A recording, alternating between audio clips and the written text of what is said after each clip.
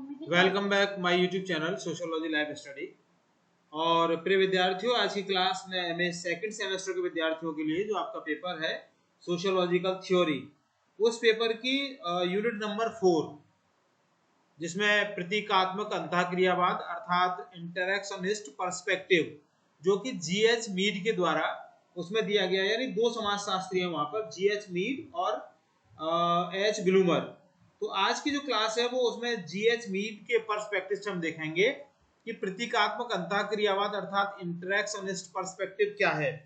तो पहले थोड़ा सा समझ लेते हैं कि जैसे जो इंटरैक्शनिस्ट पर्सपेक्टिव है, या जिसको हम प्रतीकात्मक अंतःक्रियावाद कहते हैं, इसको हम सिंबॉलिक इंटरैक्शनिज्म भी कहते हैं। तो क्या है ये? अब आप इसको यह समझ लीजिए कि इसमें दो, जो समाजशास्त्र है ना, समाजशास्त्र में दो तरह के उपागम अपनाए गए हैं अध्ययन करने के। कौन कौन से? एक उपागम समाज को उसके बृहद रूप को मतलब समझने के लिए है, मतलब वो उसको डेस्क्रिप्टिव मोड में समझता है। इसमें मार्क्स है, मैक्स वेबर है, दुर्खाइम है, पैरेटो है, पार्सन्स है इत्यादि जो समाजशास्त्री हैं, उन्होंने समाज को अपने अध्ययन का केंद्र बनाया और इस तरह के सिद्धांत बनाए जो संपूर्ण समाज को एक बार की आगोश में ले लेते हैं। यह अध्ययन का इसको कहें बृहद उपागम है, या इसको कहते हैं हम मैक्रो उपागम। समाज को समझने का जो दूसरा उपागम है सूक्ष्म अध्ययनों का, इसको कहते हैं माइक्रो स्टडीज। ये विचारक समाज की बुनियादी इकाई व्यक्ति को मानते हैं। इनका जो मानना है वो यह कि व्यक्ति के माध्यम से संपूर्ण समाज का अध्ययन किया जाता है। इन अध्ययनकर्ताओं का तर्क है कि आखिर समाज व्यक्तियों का ही तो सम्मिलित रूप है, व्यक्ति ही तो समाज बनाते हैं, अतः व्यक्ति को समझे बिना समाज को नहीं समझा जा सकता। समाज के अध्ययन का यह जो उपागम है, यह सूक्ष्म अध्ययन कहलाता है, जिसमें व्यक्तियों को समझकर फिर संपूर्ण समाज को समझा जाता है। और सूक्ष्म अध्ययनकर्ताओं में सबसे पहला नाम जो आता है वो इन्हीं का आता है, हार्वर्ड मीड का, फिर आता है अल्फ्रेड शुट्ज का, फिर आता है इविंग गॉफमैन का, और एक नाम आता है डेवी का। तो अध्ययन की जो इन दो धाराओं में उद्देश्य के संबंध में कोई अंतर नहीं है। वर्तमान समाज का विश्लेषण करना दोनों ही धाराओं का, दोनों ही उपागमों का मुख्य लक्ष्य है। लेकिन समाज को समझने के दोनों के जो उपागम है वो एकदम भिन्न है, तरीके भिन्न है उनके, क्योंकि सामान्यतः बृहद सिद्धांत वेता ऐतिहासिक व आनुभविक विधि को काम में लेते हैं। उनका उपागम निगमन का होता है, उनके नियम संपूर्ण समाज पर लागू होते हैं।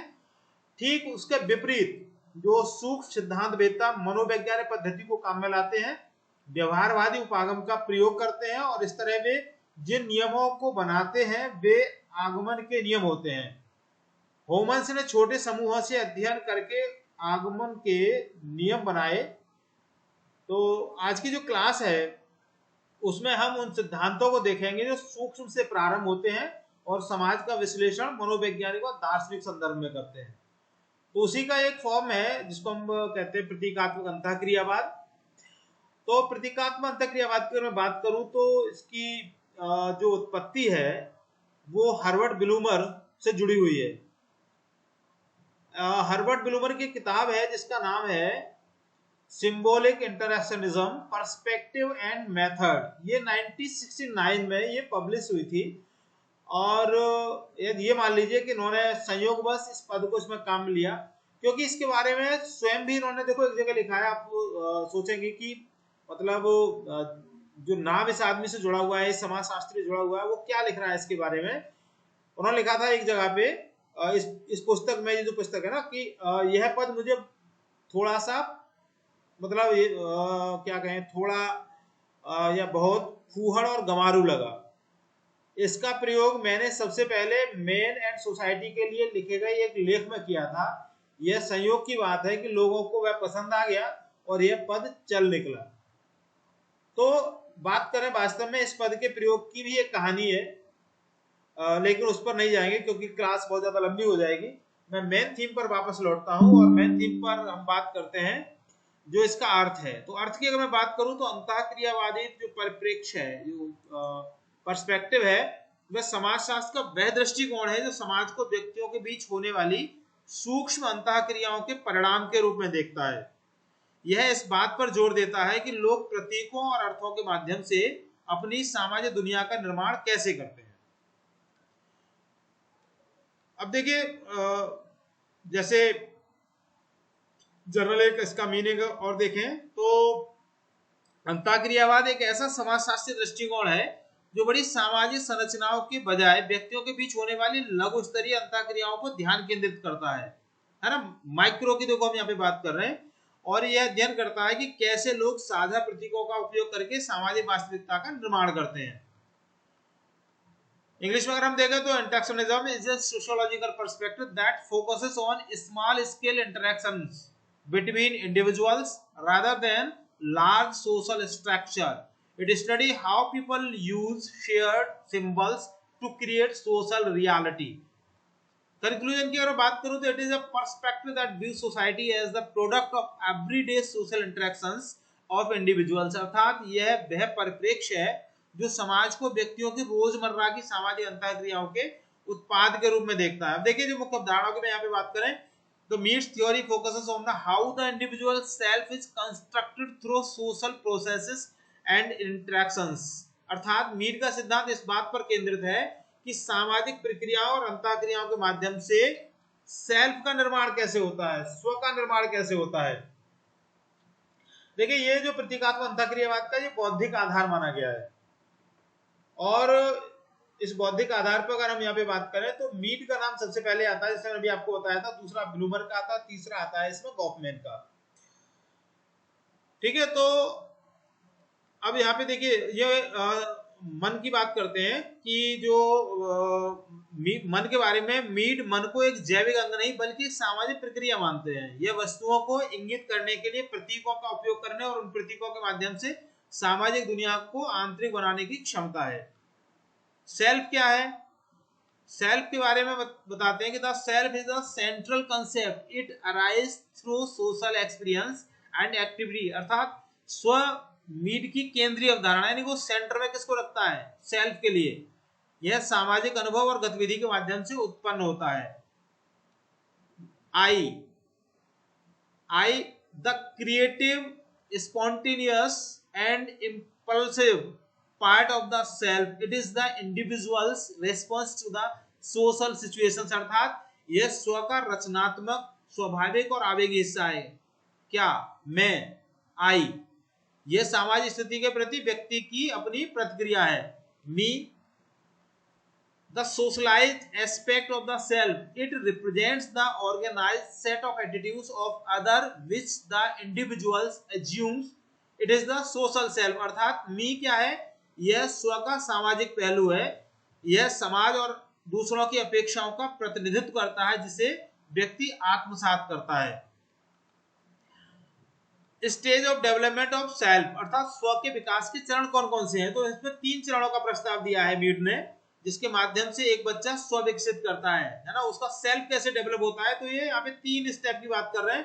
पहला है नकल या पूर्व तैयारी की अवस्था। Children mimic the behaviour of others without fully understanding it. बच्चे दूसरों के व्यवहार को पूरी तरह समझे बिना उनकी नकल करते हैं। जैसे एक बच्चा, जैसे आप छोटे बच्चे हैं उनको आप देखेंगे क्लासरूम में उनकी शिक्षिका पढ़ा के गई है, तो जैसे वो गई उसमें एक बच्चा खड़ा हो जाएगा, वो शिक्षिका बनने की कोशिश करेगा, उनकी तरह पढ़ाने की कोशिश करेगा, या घर पे मम्मी की कुछ एक्टिविटी करेगा, पापा की कुछ एक्टिविटी करेगा।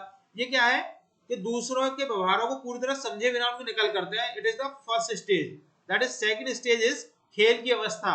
Children begin to take the role of significant other, acting like a mother, teacher, a doctor. यानी बच्चे महत्वपूर्ण अन्य जैसे मां, शिक्षक, डॉक्टर की भूमिका निभाना शुरू करते हैं। Third is the game stage. Game stage खेलकूद की अवस्था। The child learns to take the roles of several other. तो इसमें क्या होता है कि बच्चा एक साथ कई अन्य लोगों की भूमिकाएं निभाना सीखता है। वे समूह के नियमों को समझते हैं इसमें। अब देखिए सामान्यकृत अन्य की क्या अवधारणा है इसमें? The concept of generalized others. सामान्यकृत अन्य का तात्पर्य पूरे समाज या सामाजिक समूह की सामान्य अपेक्षाओं, विश्वासों और मूल्यों से है। जब कोई व्यक्ति स्वयं को पूरे समुदाय के दृष्टिकोण से देख पाता है तब उसका स्व पूर्ण रूप से विकसित हो जाता है। एक फ्लो चार्ट के माध्यम से आप इसको और समझ सकते हैं। जैसे social interaction, that use of social symbols, languages, role taking, then development of me, then emergence of self, ठीक है ना।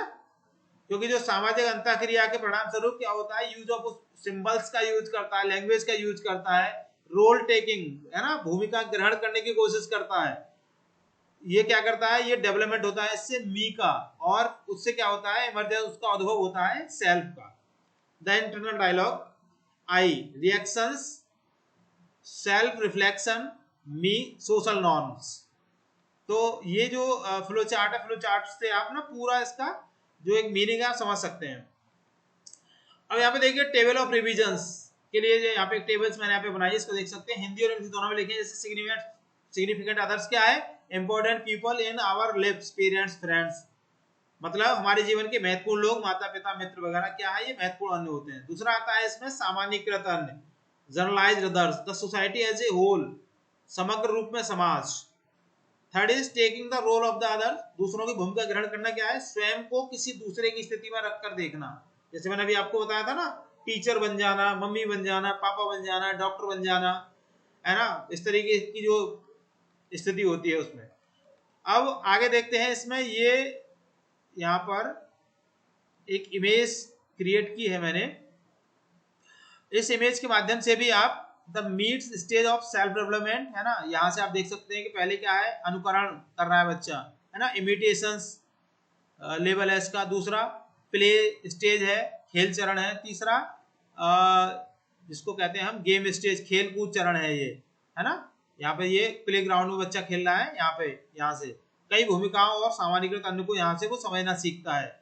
यहाँ पर क्या होता है, खेल चरण में क्या है कि महत्वपूर्ण अन्य की भूमिका निभाता है, और यहाँ शिशु बिना समझे ही नकल करता है, उसको पता ही नहीं है क्या कर रहा है क्या नहीं कर रहा है। तो भूमिका ग्रहण की जो प्रक्रिया है वो इस तरह से यहाँ से स्टार्ट होती है सॉरी।